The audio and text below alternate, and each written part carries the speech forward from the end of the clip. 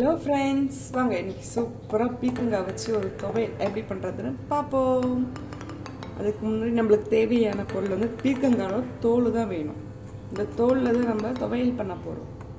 வாங்க இதை ஃபுல்லாக தோலெல்லாம் வெட்டி எடுத்துக்கலாம்.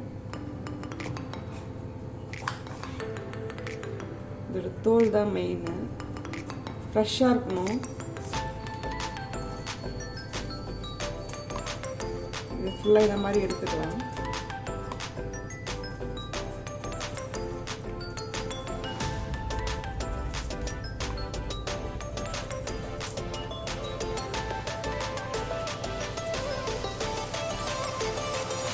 இந்த மாதிரி எல்லா தோலையும் வெட்டி எடுத்தாச்சு.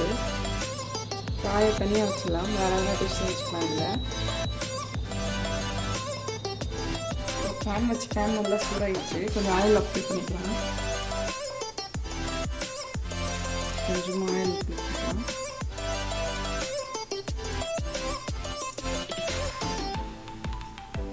எண்ணெய் காயிட்டோம். எண்ணெய் நல்லா காஞ்சிச்சு. இப்போ கடுகு ஆட் பண்ணிக்கலாம். ஒரு 5-6 காஞ்சி மிளகாய் ஆட் பண்ணிக்கலாம். கொஞ்சமாக பூண்டு ஆட் பண்ணிக்கலாம்.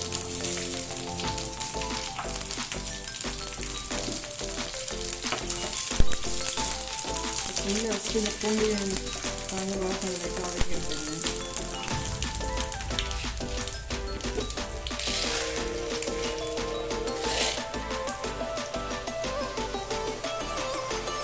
கொஞ்சமாக கடலைப்பருப்பு ஆட் பண்ணிக்கிறேன்.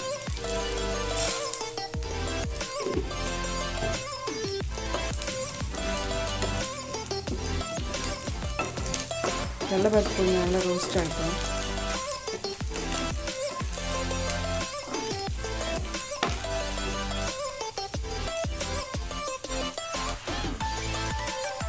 கொஞ்சமாக இஞ்சி கட் பண்ணி ஆட் பண்ணிக்கிறேங்க.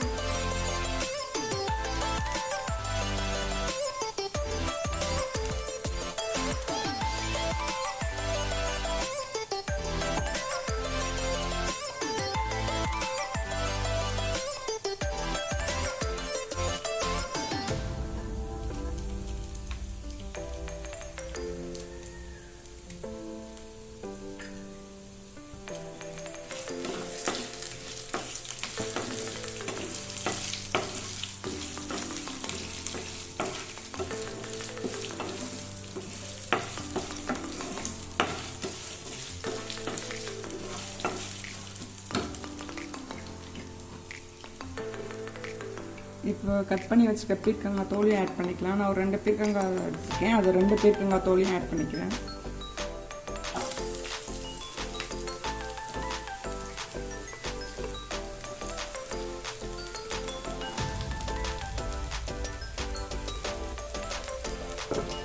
இது நல்லா கிளறிட்டுக்கலாம். இது நல்லா வேகட்டும்.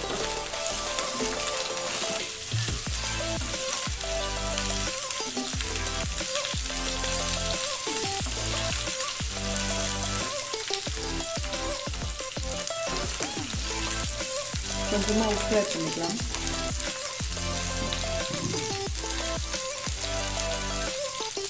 கொஞ்சமாக கல் உப்பு ஆட் பண்ணிக்கலாம்.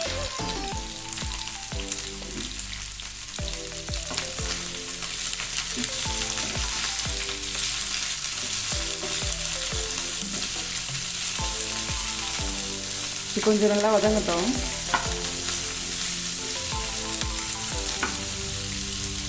இப்போ கொஞ்சம் நல்லா வதங்கிட்டு இருக்கு. கொஞ்சம் புளி ஆட் பண்ணிக்கலாம்.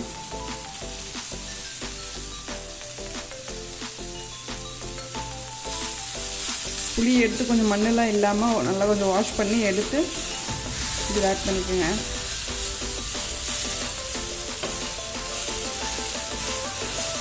இதெல்லாம் நல்லா ஒன்றா குக் ஆகட்டும் கொஞ்சம் நேரம்.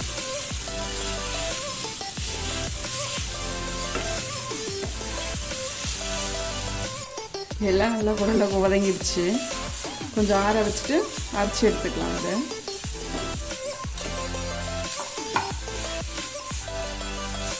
எல்லாம் ஓரளவுக்கு நல்லா வதங்கிடுச்சு. அரைச்சி எல்லாத்தையும் மிக்ஸி ஜாரில் போட்டு அரைச்சி எடுத்துக்கலாம். இப்போ அந்த சூப்பராக அரைச்சி எடுத்துன்னு வந்தாச்சு. நல்லா கொஞ்சம் கரகரன்னு, அப்போ துவையல் சூப்பராக இருக்கும். இப்போ அதே பேன் வச்சுருக்கேன். அதே பேன் வச்சு கொஞ்சம் சூட் பண்ணி அதில் எண்ணெய் ஊற்றிக்கிறேன்.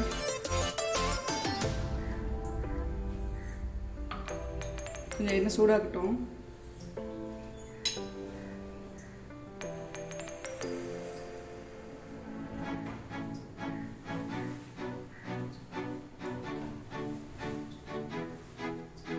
எண்ணெய் சூடாகிடுச்சு, கடுகு ஆட் பண்ணிக்கலாம்.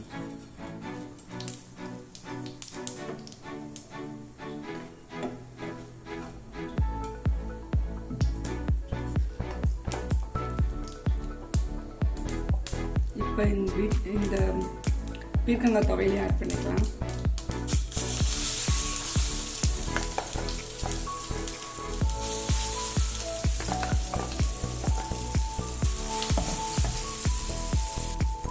இது எல்லாத்தையும் அதில் வச்சாச்சு. ஜாரு கொஞ்சமாக தண்ணி ஊற்றி அதில் இருக்க இதையும் ஆட் பண்ணிக்கோங்க.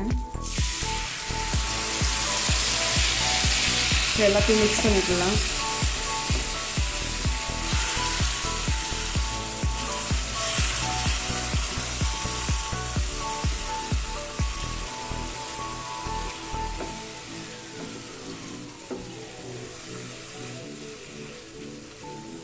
இது எல்லாம் சேர்ந்து கொஞ்சம் வெந்து வரட்டும்.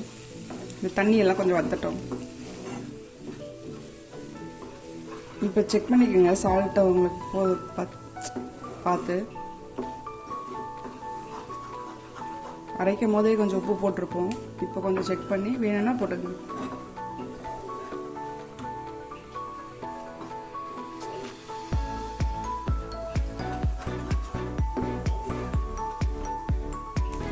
அதுதாங்க சூப்பராக ரெடி ஆகிடுச்சு. இப்போ